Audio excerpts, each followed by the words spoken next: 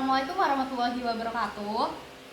Dalam video kali ini kita akan membahas terkait kelompok minoritas terkait gender dan politik, yang dimana di sini dalam video kali ini saya tidak sendirian. Perkenalkan, saya Siva Yudhizar dengan NIM 6670210056 dan rekan-rekan saya yang memang akan sedikit mengulas terkait gender dan politik.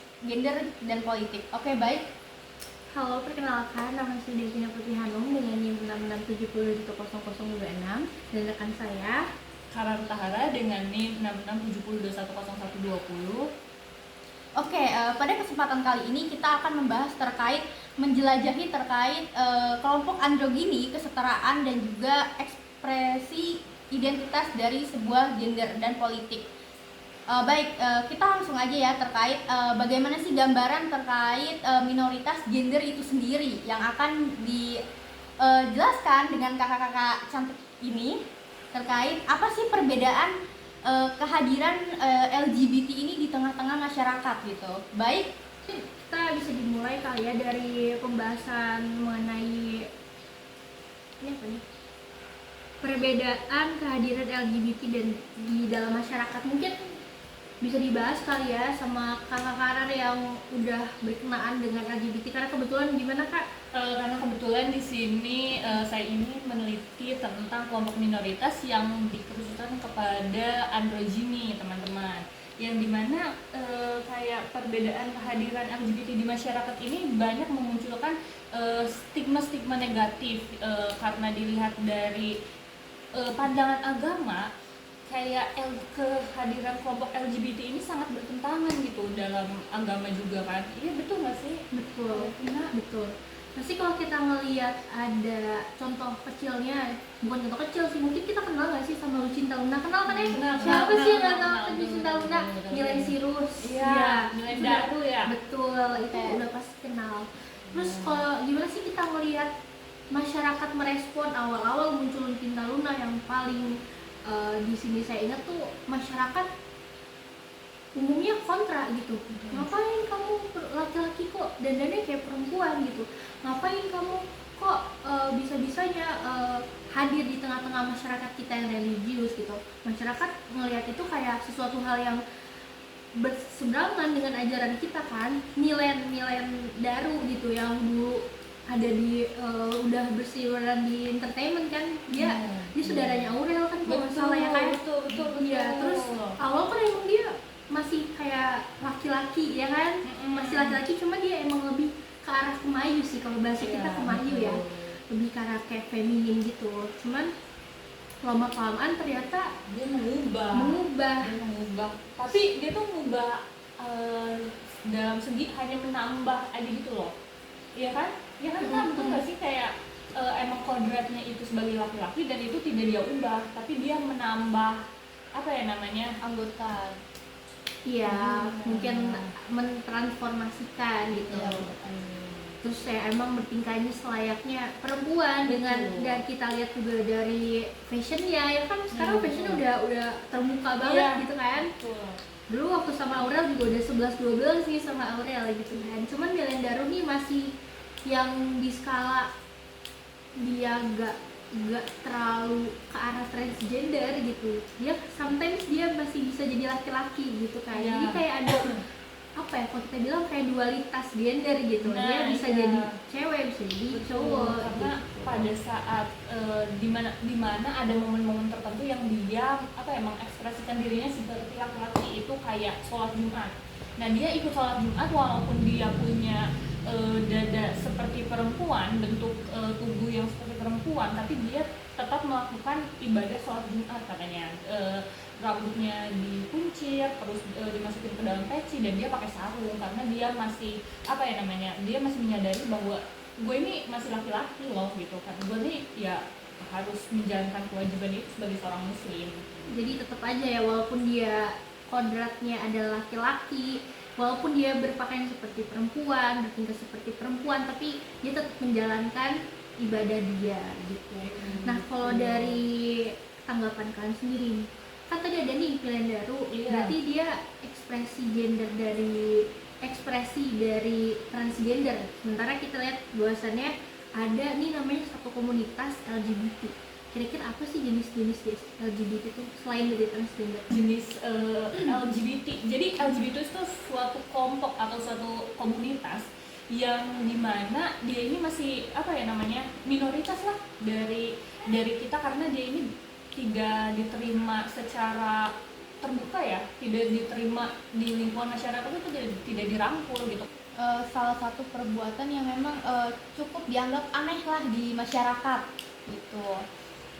Selain itu juga banyak tindakan-tindakan mereka yang menurut masyarakat juga tuh aneh, di luar dari kodrat masing-masing tiap manusia Pada umumnya gitu. Ditambah negara kita ini kan masih negara yang berkaitan dengan negara mayoritasnya beragama. Pastinya setiap agama punya pandangan hidup ataupun apa ya, kayak prinsip dari agama itu sendiri. Mungkin kalau misalkan dibilang menyimpang apa enggak, kita bisa lihat dari aspek menyimpang dari sisi nilai dan norma masyarakat, apalagi untuk masyarakat kita yang agamis, yang religius, yang berlandaskan mayoritasnya Islam gitu. Pastinya Islam memandang bahwasannya kodrat laki-laki adalah menjadi laki-laki, kodrat perempuan adalah menjadi perempuan.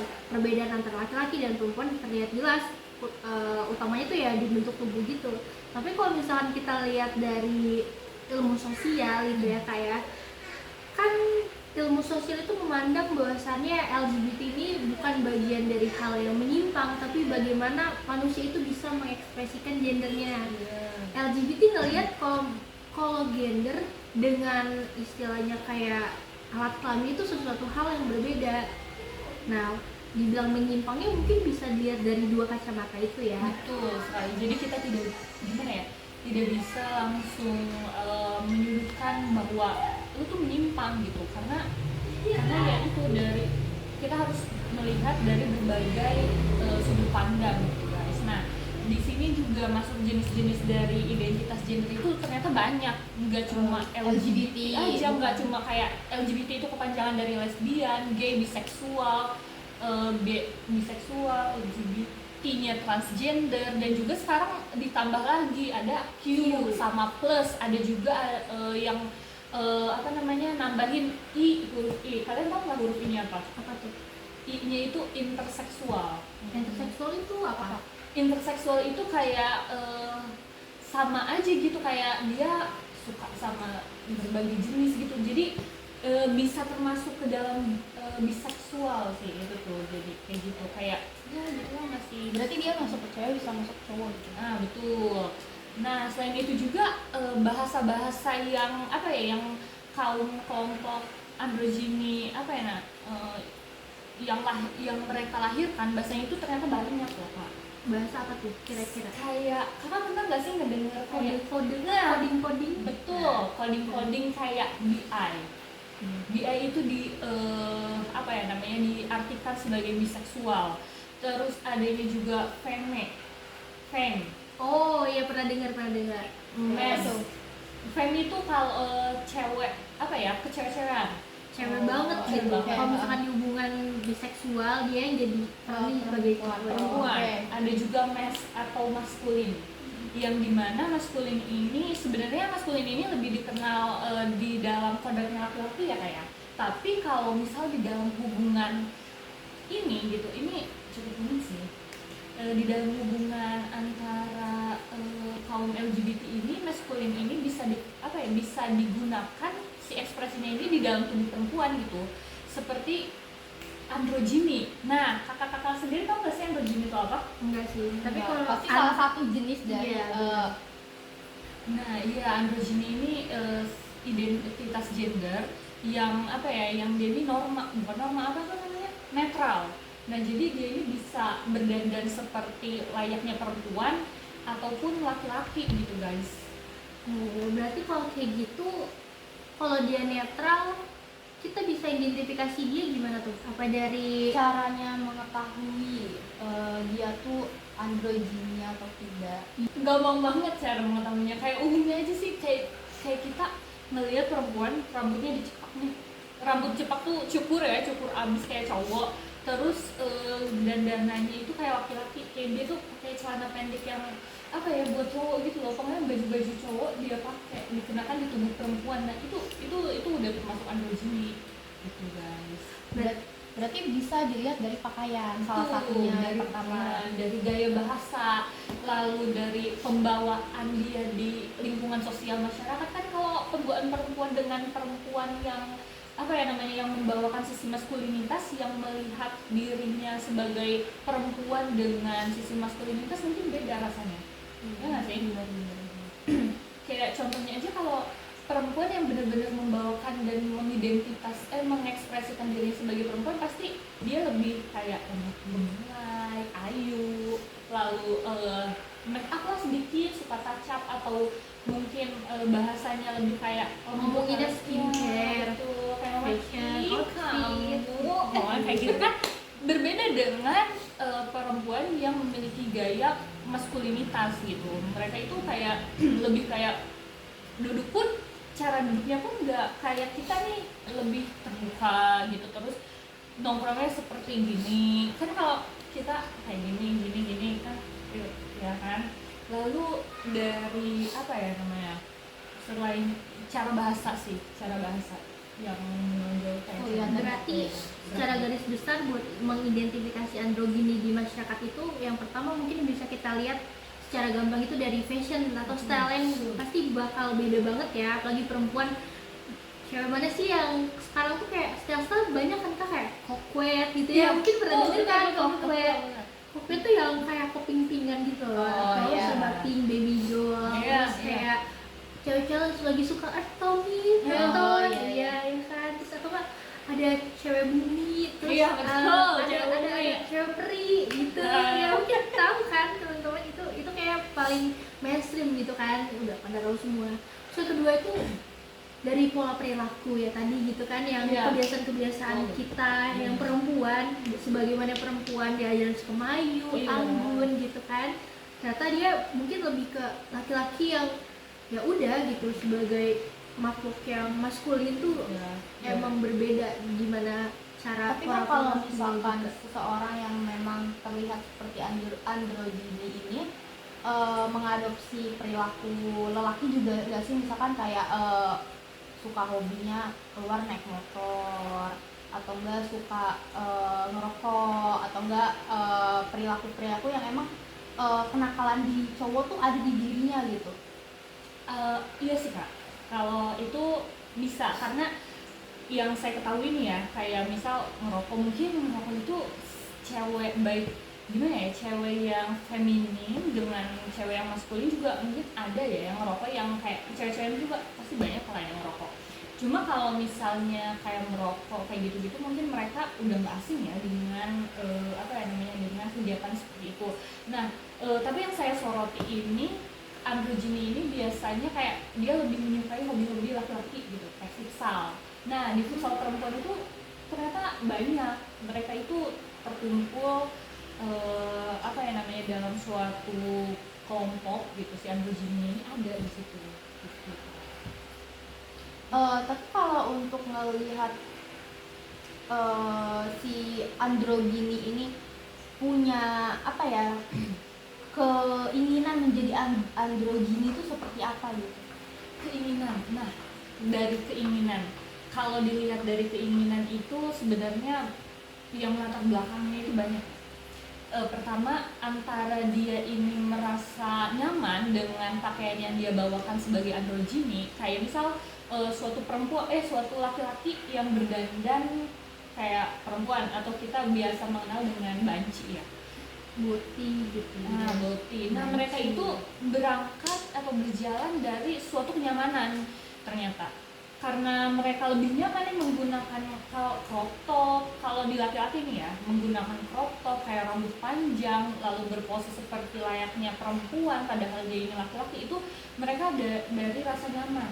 Nah, dari rasa nyaman itulah yang apa ya namanya, yang terus dia bawakan di lingkungan sosial masyarakatnya ini loh. Karena kalau misalnya dia merubah identitasnya dia dan mengganti identitasnya dia yang tadinya sering berpakaian sebagai perempuan, nih si cowok ini dia mengubah identitasnya dan berpakaian seperti laki-laki, banyak tuh yang kayak ngebully lah ya istilahnya, kayak ih lu berubah ya sekarang kayak gitu-gitu.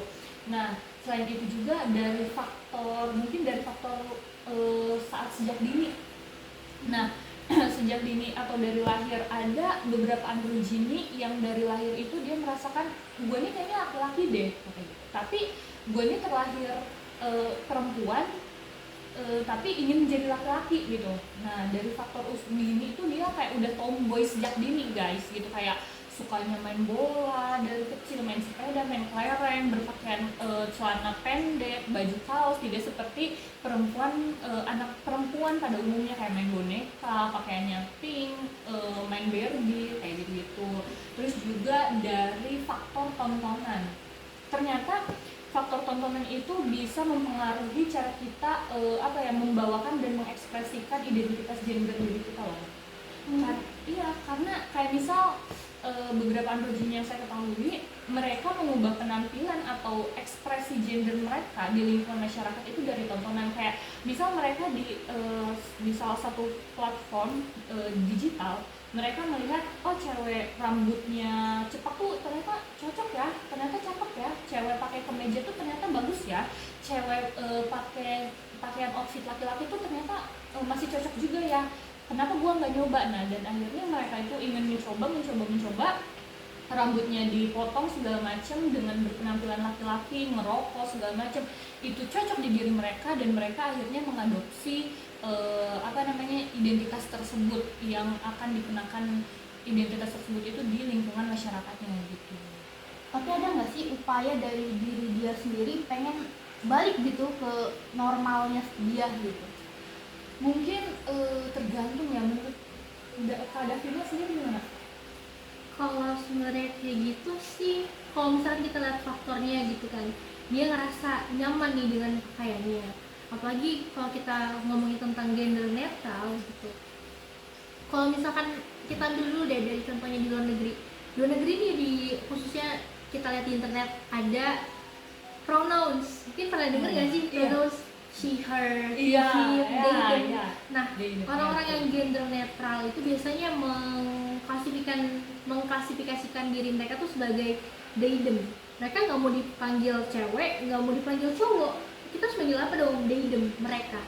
Itu ya kalau dalam bahasa asing ada yang namanya pronouns gitu. Gimana cara mereka untuk dipanggil ya kan.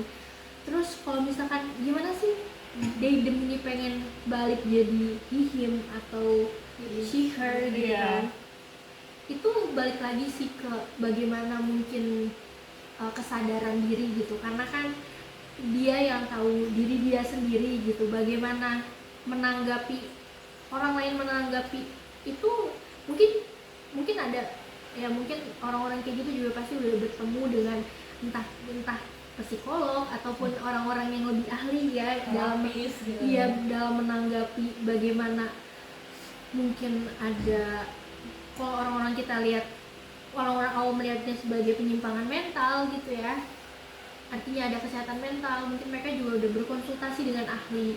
Cuman balik lagi bagaimana mereka menerima hal-hal, respon-respon dari luar, entah respon negatif entah respon positif, yang nantinya akan mempengaruhi pemikiran mereka. Jadi mereka kan bisa berpikir kritis untuk apakah akan tetap ada di identitas yang sekarang ataupun ya udah mengikuti aja tatanan sosial masyarakat pada umumnya. Artinya kalau saya perempuan saya feminin, kalau saya laki-laki saya maskulin begitu. Jadi menurut saya sendiri, menanggapi dari pertanyaan ada nggak sih kesadaran mereka atau kemauan mereka untuk berubah, mungkin ada ketika mereka sudah mendorong diri mereka sendiri gitu untuk berpikir ya udah, berarti memang kodratnya saya adalah perempuan, saya harus jadi perempuan. Ataupun mereka lebih ke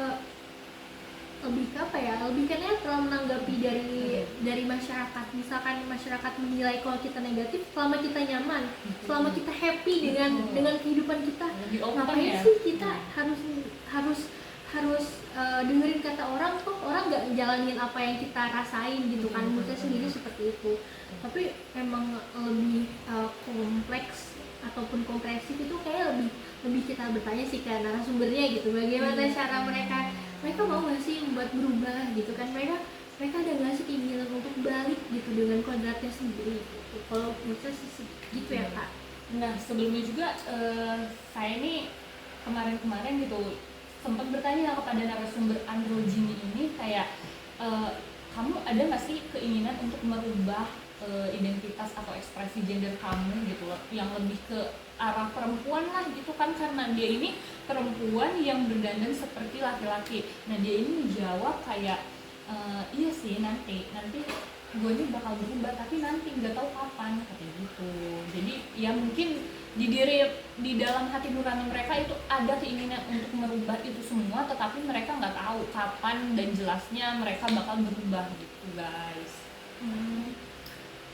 Balik lagi ya Kak terkait kultur di negara Indonesia ini yang dimana masyarakat itu masih berpandangan tradisional gitu. Gimana sih cara androgyny itu menyikapi tanggapan dari orang tuanya sendiri gitu? Pastinya setiap orang tua itu kan nggak mau ya anaknya ataupun orang terdekatnya itu memiliki kelainan seperti itu gitu. Dari orang tuanya ya, gimana mereka menyikapi? Mereka itu suka kalau di lingkungan keluarga nih, karena lingkungan keluarganya itu menolak ekspresi atau identitas yang mereka bawakan, si androgyny ini lebih apa ya namanya, dia tuh menutupi dan memainkan peran bahwa misal dia kodratnya emang sebagai perempuan, tapi di lingkungan masyarakat dia merubah identitasnya kayak berpakaian laki-laki. Nah berbeda halnya saat di lingkungan keluarga, dia mengikuti kodratnya sebagaimana perempuan, kayak memakai dress atau memakai pakaian-pakaian yang lebih ke geli-gelian, kecewek-cewekan, terus pakai make up. Tapi kalau udah di lingkungan sosial masyarakat, dia tuh lebih terbuka, lebih jujur dan lebih kayak gue nih nyamannya kayak gini gitu. Kalau di rumah nih gue merasanya kayak kekang gitu. Jadi mereka itu kayak ibaratnya membohongi diri mereka nggak sih?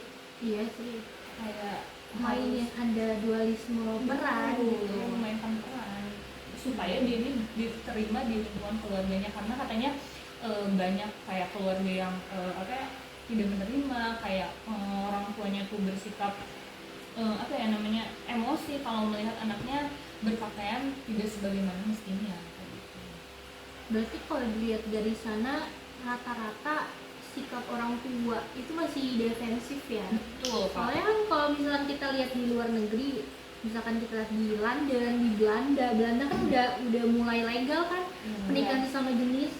Iya, udah legal di Belanda. Orang-orang mendukung, bahkan orang tua pun dari anak dini gitu menanyakan apakah kamu ini bagian dari LGBT atau enggak, gimana sih kamu nih suka sama ini nggak sih, suka sama ini nggak sih gitu. Saya juga banyak melihat itu konten-konten di TikTok di mana orang tuanya lebih ke open minded bahwasannya LGBT ini ternyata bukan penyakit mental, tapi bagaimana cara mereka mengekspresikan dirinya. Kita nggak boleh memandang secara satu arah gitu, secara defensif bahwasannya ini penyakit mental, ini salah di dalam masyarakat gitu. Tetapi ternyata kalau kita lihat dari balik lagi sih ke dalam ilmu sosialnya gitu kan, ternyata memang bukan penyakit mental, tetapi bagaimana sih masyarakat ini atau seseorang ini mau mengekspresikan diri dia tanpa ada mungkin tanpa ada regulasi-regulasi yang dibuat di dalam tatanan sosial masyarakat. Karena sebenarnya kan yang mempengaruhi kita itu dari masyarakat juga kan, masyarakat punya hukum, punya adat, punya nilai, punya tata dan norma gitu yang menjadikan oh ternyata ini salah gitu. Mungkin orang-orang tua di luar negeri tuh ingin bukan ini sih, mungkin lebih memiliki pemahaman yang lebih luas, lebih open mind kalau bahasa yang sekarang gitu, open mind gitu. Iya betul, lebih mengerti perasaan anaknya supaya anaknya ini nggak stres dalam di bawah tekanan seperti itu. Bisa kita simpulkan berarti ya Kak, kalau misalkan kelompok minoritas salah satunya itu androgyny terkait gender ini, berarti mereka itu bisa melakukan suatu upaya untuk membebaskan diri mereka dari norma-norma gender yang memang cukup baku di kalangan masyarakat ini, sehingga mereka tuh melibatkan pengeksplorasian terkait penerimaan atas elemen-elemen feminim dan juga maskulinitas di dalam diri mereka sendiri tanpa adanya pembatasan diri terhadap mereka di kalangan masyarakat tersebut, sehingga dalam proses mereka menjadi androgini ini individu tersebut dapat mengimplementasikannya tanpa adanya suatu batasan gitu, sehingga bisa dihargai dan juga bisa dihormati di dalam masyarakat. Nah, salah satu tantangan ataupun PR yang kita bisa lihat itu bagaimana merubah pandangan dari masyarakat tersebut dari kelompok minoritas ini, salah satunya androgini ini, sehingga bisa kita simpulkan bahwasannya masyarakat Indonesia harus open minded gitu dengan adanya keberadaan kelompok minoritas ini gitu. Jadi jangan asal menjustifikasi ya, karena kita nggak tahu kehidupan realnya, realitas dia yang dia jalani, yang dia alami itu seperti apa guys. Jadi kita harus saling menghargai, mau dia bagian dari kelompok minoritas atau bukan, kita harus saling menghargai guys. Betul, karena kita juga masyarakat multikultural ya, kita terdiri dari banyak budaya, suku, ras, dan lain sebagainya macam, dan sekarang kita ditambahin dengan adanya perbedaan gender. Jadi kita harap sih setelah adanya mungkin pemikiran-pemikiran masyarakat yang lebih terbuka, kita harap sih dikurangi ya diskriminasi apalagi di sekolah ya. Banyak banget sih diskriminasi di sekolahnya. Jadi mungkin ini aja yang dapat kita sampaikan ya teman-teman. Sekian dari kelompok kami terkait pembahasan minoritas kelompok gender yang berada di wilayah masyarakat. Cukup sekian dan terima kasih. Bye-bye.